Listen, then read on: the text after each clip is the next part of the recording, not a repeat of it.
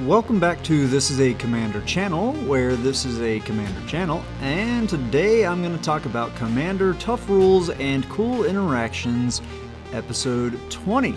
Today's episode is going to take a look at the new Hideaway enchantments from the Streets of New Capenna set. Hideaway is not a new thing to Magic, but it did get a little makeover for the Capenna set. The set got 5 of these new enchantments, 1 for each color. Okay, not quite though. A small rant about this cycle. The red one isn't mono red like the others are. It has a Wooburg payment in its triggered ability, so its color identity is actually only going to allow for it to go into 5 color decks. They did red dirty in this cycle. Okay, small rant done. Let's dive into what Hideaway actually says and does. For the rest of the episode, I'm going to use the white enchantment Rabble Rousing as the reference, as I feel like this is the one that's the better ones in the cycle, and it's going to see a lot of play. It has a fantastic ability on it that would be really good in decks even without the Hideaway part. So, Hideaway is a triggered ability for when the permanent enters the battlefield. It reads, when this enchantment enters the battlefield, look at the top N cards of your library. Exile 1 face down, then put the rest on the bottom in a random order. All of them have this same wording with just the value of N cards changing, but then they have ways to allow for you to play this card that you have hidden away. I guess now is a good time also to mention a really quick bonus thingy. These enchantments are all in the main standard Capenna set, but in the Commander-specific stuff, we got a vehicle called Smuggler's Buggy, and there's one very interesting thing that is different about this Buggy that is unique to it compared to the enchantments.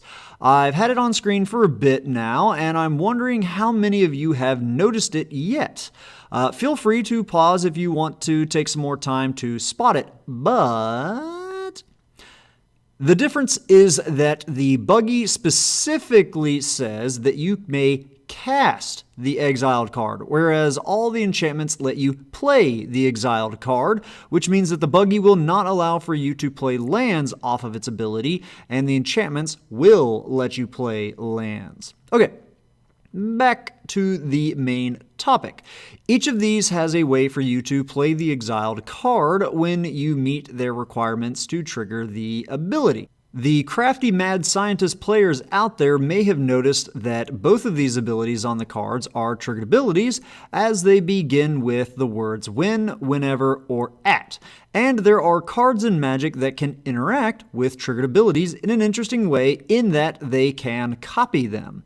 Cards like Lithoform Engine, Strionic Resonator, and the very new Weaver of Harmony can all copy the enters the battlefield Hideaway triggers. In the case of Rabble Rousing, this means that you'll look at the top 5 cards, exile 1, then look at the next top 5 and exile 1. You will not look at the top 10 and pick 2 from all of them. They are still 2 individual triggers that resolve 1 at a time. So now there are 2 cards exiled face down with your Rabble Rousing, and some of you are probably starting to see where we're going with this.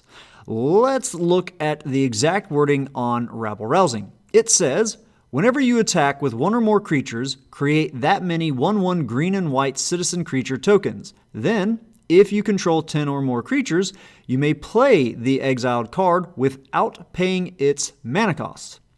The specific wording there says that you may play the exiled card, which is singular. So, if you have 2 cards exiled, then what is going to happen when you do happen to swing and control 10 or more creatures?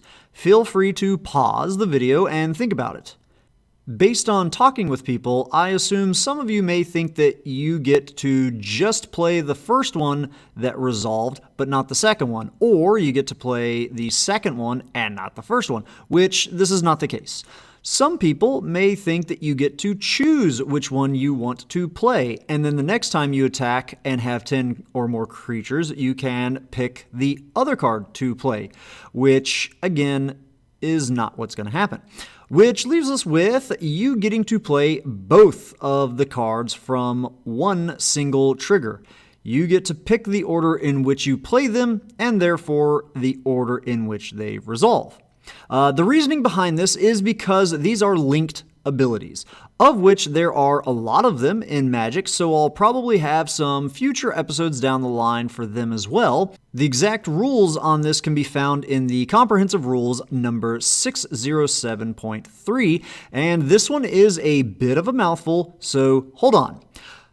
CR 607.3 says, if within a pair of linked abilities, one ability refers to a single object as the exiled card, a card exiled with this card, or a similar phrase, and the other ability has exiled multiple cards, usually because it was copied, the ability refers to each of the exiled cards. If that ability asks for any information about the exiled card, such as a characteristic or mana value, it gets multiple answers. If these answers are used to determine the value of a variable, the sum of the answers is used. If that ability performs any actions on the card, it performs that action on each exiled card. If that ability performs any actions on a card, the controller of the ability chooses which card is affected. So there you have it, folks, our first dip into the pool that is linked abilities, and I really hope to pull this off in a few games as it is super cool, but with only a few cards that let you copy these enchantment triggered abilities, it may be tough. And as a teaser for what will likely be the next Linked Abilities episode that I release, it's from a white creature card that sees a fair bit of play, and it's used to exile non-land, non-token permanents with CMC 4 or less. Anyhow, that's all I've got for today's episode. As always, I hope that all of you have found this video to be entertaining at least, and I hope that a few of you even learned something about the crazy rules in this game of Magic. Have a good one. Ta-ta!